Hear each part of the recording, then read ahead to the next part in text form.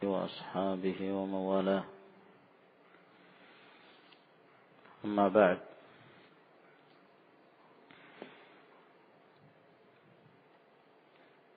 Telah kita sebutkan dalam pembahasan ikhtisarul hadis 3 persyaratan bolehnya seorang perawi mengikhtisar al-hadis. Kemudian kita lanjutkan ke poin yang berikutnya. Qala al-allamah Muhammad ibn Shalih al-Utsaimin rahimahullahu taala, ar-rabi', syarat yang keempat, ay yakuna min alimin bimadlulatil alfaz, bahwa yang melakukan tersebut dia harus mengetahui penunjukan dari lafaz tersebut, kandungan dari lafaz hadis, agar kemudian tidak terjadi kesalahan dalam hal menghapus sebagian dari kalimat.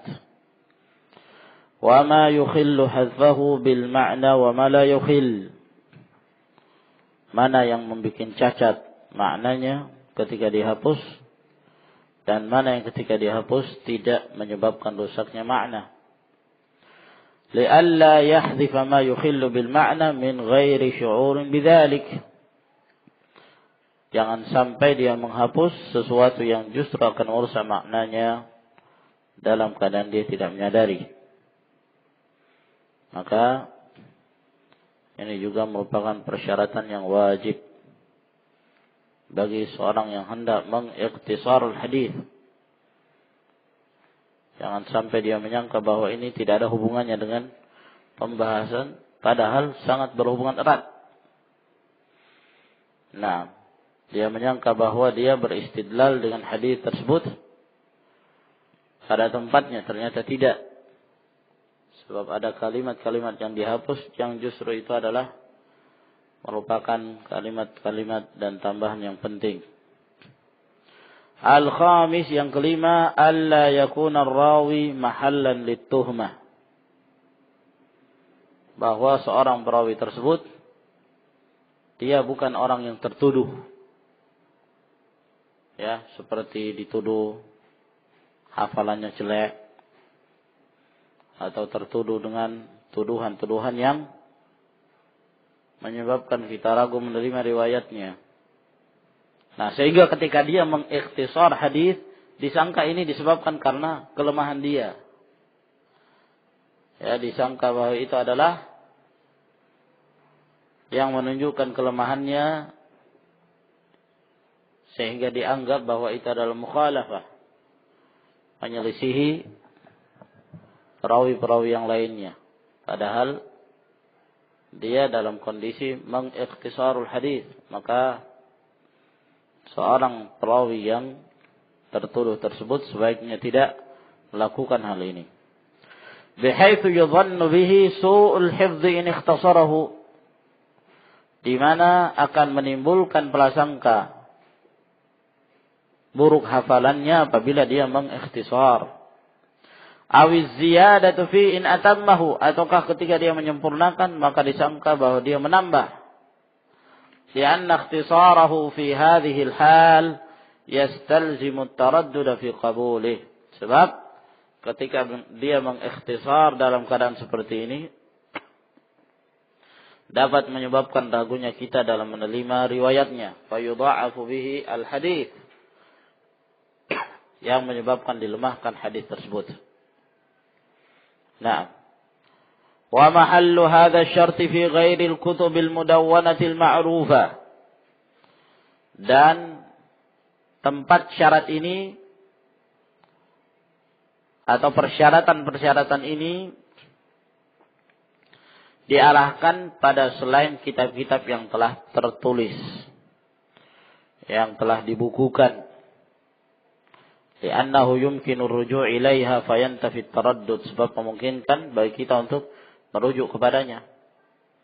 Sehingga kalau ada orang mengikhtisar, ya kita bisa kembali untuk melihat riwayat yang sempurna, ya kan?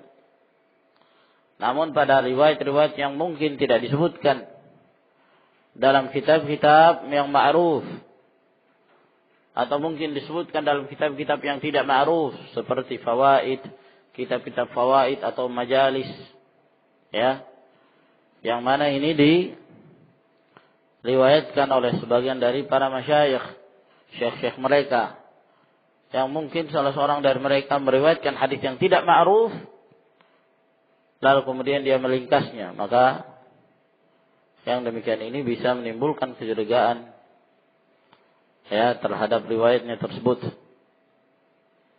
Dan terkadang ya ikhwan, kekeliruan di dalam memahami hadis pula itu bisa terjadi disebabkan karena kesalahan dalam mengikhtisarul hadis ini, dalam meringkas hadis.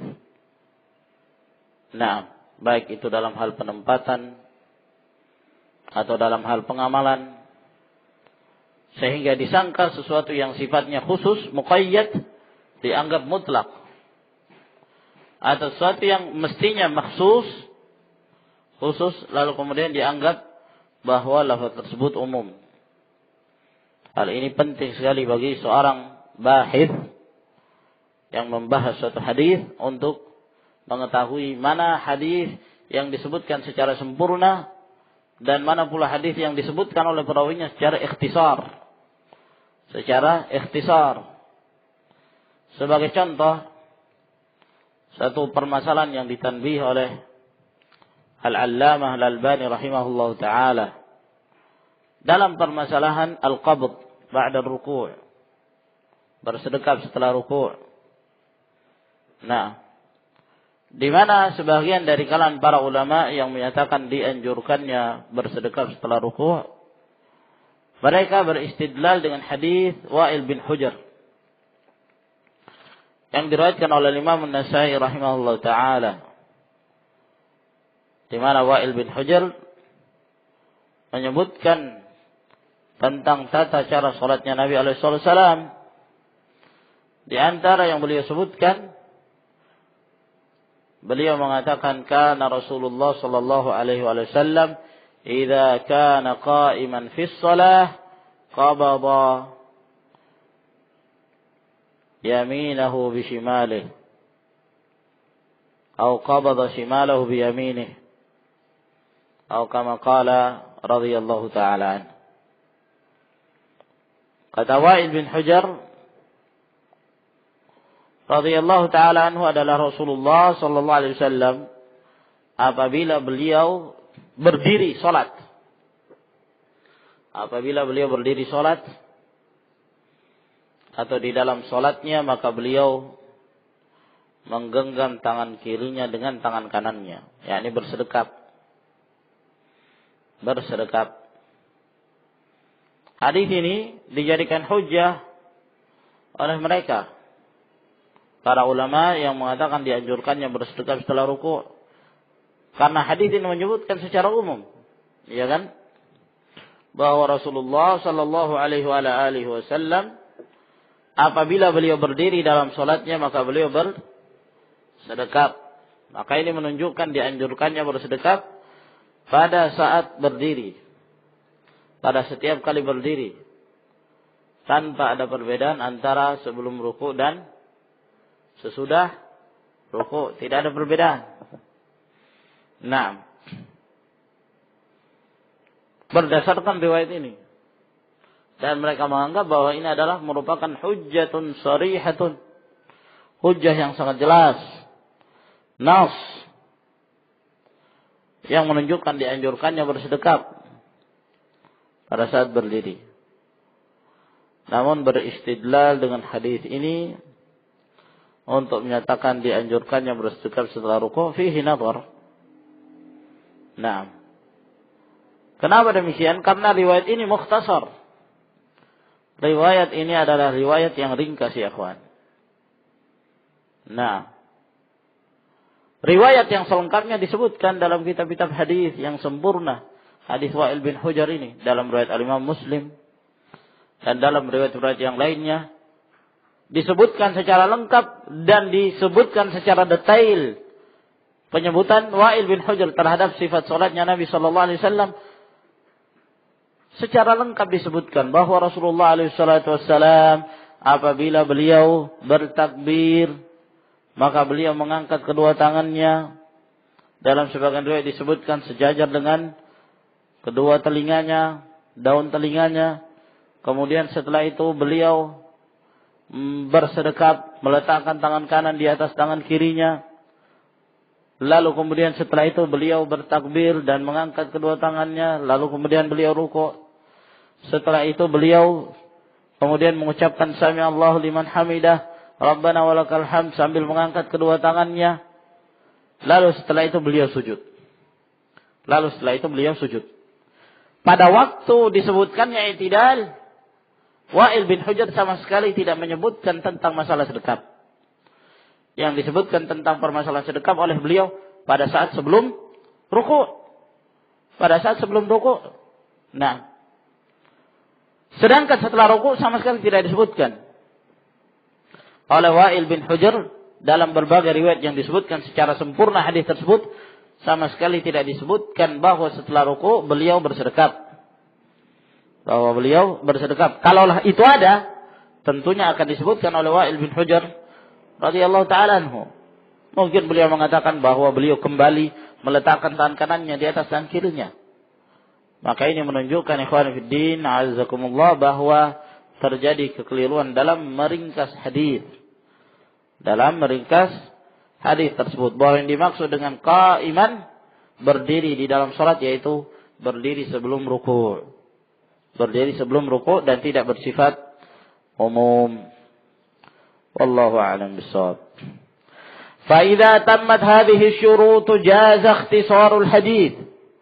Apabila sempurna syarat-syarat ini maka boleh meringkas hadis. Wala siyama taqti'uhu lil ihtijaj bi kulli qit'atin minhu fi mawdhi'iha. Apalagi apabila kita hendak memotong-motongnya untuk menjadikannya sebagai hujjah pada setiap potongan tersebut pada tempatnya masing-masing. Misalnya kita ingin beristidlal dengan sebagian dari hadis innamal a'malu binniyat. Nah, hadis ini panjang, namun kita hanya ingin menjadikan syahid dari lafaz innamal a'malu binniyat wa innamal likulli imri'in ma nawa, itu saja. Maka boleh kita jadikan sebagai hujjah dan kita memotongnya, mengikhtisar hadis tersebut. Faqad fa'alahu katsirun minal muhadditsin wal fuqaha, dan sungguh telah dilakukan oleh banyakan dari kalangan ahlul hadis dan para fuqaha. Wal aula, dan sebaiknya kalau dia sedang memotong-motong hadis, ayyushira 'inda ikhtisaril hadis ila anna fihi ikhtisaran. Hendaklah dia memberikan isyarat ketika dia meringkas hadis bahwa pada hadis tersebut ada ringkasannya. Fayaqul, misalnya dia mengatakan ila akhiril hadis. Ya. Misalnya kita hanya ingin mengambil potongan dari hadis tersebut. Maka kita mengatakan qala Rasulullah sallallahu alaihi wasallam innamal a'malu binniyat ila akhiril hadis. Atau kita mengatakan innamal a'malu binniyat al hadis. Atau wa dzakara al hadis. Dan yang semisalnya. Nah, au dzakara al haditsa wa nahwahu. Ya, demikian pula dalam hal penyebutan ayat. Kita ingin memenggal ya dan beristidlal dengan potongan dari satu ayat. Lalu kita sebutkan potongan tersebut, kalau masih ada lanjutannya cukup kita mengatakan al-ayah atau ila akhiril ayah. Ya. Nah, ini min babil adab tentunya. Ya, agar kemudian orang-orang mendengarkan mengetahui bahwa ayat tersebut atau hadis tersebut tidak berhenti sampai di situ, masih ada lanjutannya. Tsumma qala rahimahullahu taala riwayatul hadis bil ma'na, meriwayatkan hadis secara makna. Ya. Dan termasuk pula dalam hal meriwayatkan hadis secara makna, yaitu mengikhtisarul hadis, meringkas hadis tersebut. Nah, ta'rifuha wa hukmuha. definisinya dan hukumnya. Riwayatul hadits bil ma'na naqluhu bi lafdhin ghairi lafdzil marwi anhu. Yang dimaksud dengan meriwayatkan hadis secara makna adalah menukilkannya dengan lafaz selain lafaz yang diriwayatkannya. Selain lafaz yang diriwayatkan. Naam. Wala tajuzu illa bi syurutin thalathah. Tidak diperbolehkan meriwayatkan hadis secara makna kecuali apabila terpenuhi 3 syarat. Yang pertama, an takuna min 'arifin bi ma'na. Dia harus mengetahui makna-makna hadis. Min haitsul lughah, apakah dari sisi bahasa, wa min haitsu muradul marwi anhu. Na'am, wa min haitsu muradil marwi anhu, dan juga dari sisi maksud dari hadis yang diriwayatkan tersebut. Kita harus mengetahui maknanya agar kemudian mudah untuk kita meriwayatkannya secara makna, tidak terjadi kekeliruan. Nah, tahu kalau ini terjadi perubahan, ini tidak terjadi perubahan makna. Nah, itulah yang disebutkan oleh Al-Hafidz Ibnu Hajar rahimahullah ta'ala, syarat seseorang yang diperbolehkan meriwayatkan hadis secara makna. Nah, dia harus seorang yang alim bima yuhilul ma'ani. Maka ini syarat ya kawan. Kalau dia tidak mengetahui kandungan hadis, maka bagaimana dia bisa meriwayatkan hadis secara makna? Ya, atau dia tidak mengerti mufradat atau kosakata yang benar terhadap hadis tersebut. Jangan sampai kemudian terjadi kekeliruan dalam meriwayatkan hadis. Nah, dalam meriwayatkan hadis, sehingga harus dia mengetahui maknanya. Ya, sebab telah terjadi tashif, telah terjadi kekeliruan dalam meriwayatkan hadis dari sebagian mereka. Seperti mereka yang meriwayatkan hadis, "Idza ataitumus shalah fa'alaikum bis-sakinati wal waqar." Apabila kalian mendatangi salat, maka hendaklah kalian mendatanginya dengan as-sakinah wal waqar, dengan tenang, tidak tergesa-gesa. Nah, sebagian mereka tidak memahami as-sakinah, keliru dalam bacanya, dia menyangka sikin. Al-waqar, dia menyangka al-fa'r. Berarti jika kalian mendatangi sholat, maka datanglah dengan membawa pisau dan al-fa'r, tikus. Nah, dengan beristidlal hadis ini, dengan beristidlal hadis tersebut, kekeliruan. Nah, yang kedua, an tad'u ad-daruratu ilaiha. Darurah, mendesak kepada meriwayatkan hadis tersebut secara makna, terpaksa. Ya, bi ayyakuna ar-rawi nasiyan li lafdzil hadis hafizan li ma'na.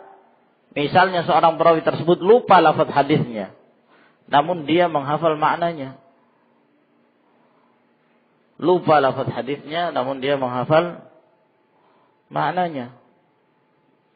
Ya, mungkin juga di antara kita ada di suatu tempat yang kebetulan kita nggak bawa kitab, tidak membawa marji'.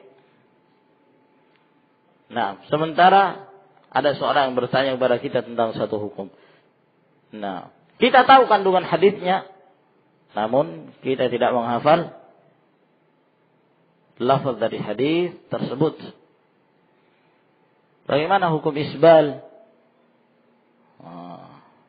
Dia tidak menghafal lafaznya. Ya, haram, enggak boleh. Apa dalilnya? Ya, terpaksa dia. Ya.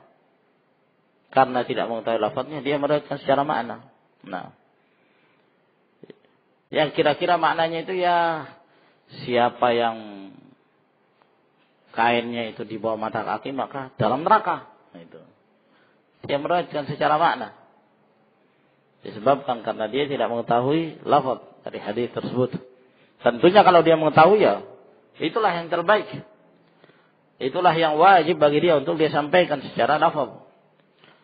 Ma asfala minal ka'bain fa finnar. Lalu kemudian terjemahkan makna dari hadis tersebut. Fa in kana dzakiran li lafzihi lam yajuz taghyiruhu. Maka apabila dia mengingat lafaznya, tidak boleh dia merubahnya. Illa an tad'u al hajatu ila ifhamil mukhatabil bi lughati, kecuali kalau memang hajat membutuhkan untuk memahamkan orang yang diajak berdialog dengan bahasanya.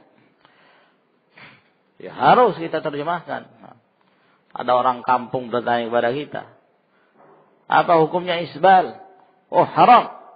Qala Rasulullah sallallahu alaihi wasallam, ma asfala minal ka'bayn fa finnar. Diam.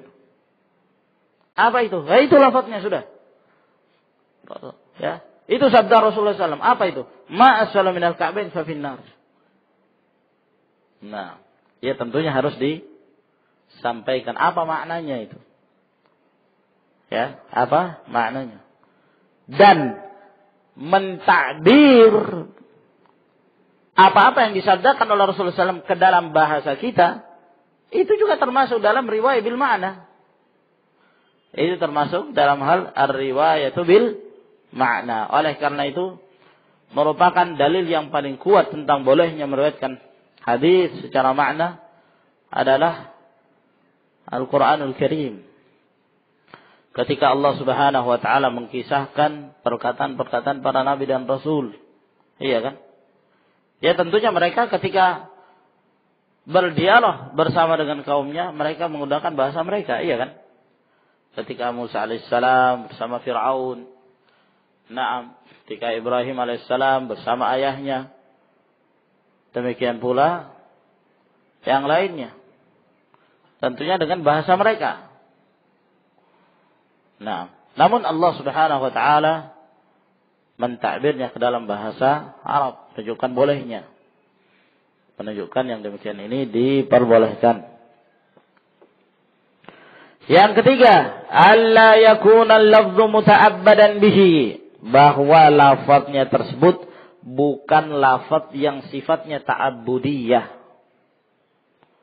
Sifatnya ta'abbudiyah. Sebab kalau yang sifatnya ta'abbudiyah maka harus tauqif dalam hal ini. Kita harus menyebutkan itu dengan lafaznya. Ka'alfadhil adhkari wa nahwiya, seperti lafaz-lafaz zikir dan yang semisalnya. Wa idza rawahu bil ma'na falyati bima yush'iru bidzalika. Dan apabila dia meriwayatkan secara makna, maka hendaklah dia menyebutkan sesuatu yang memberikan kesan bahwa dia sedang meriwayatkan secara makna. Ya. Dia harus memberikan kesan bahwa dia ini sedang meriwayatkan hadis secara makna. Di antaranya fayaqulu aqibal hadis, misal dia mengatakan setelah dia menyebutkan hadis karena dia meriwayatkan hadis secara makna, au kama qala, atau seperti yang disabdakan oleh Rasulullah sallallahu, au nahwahu, atau yang semisalnya.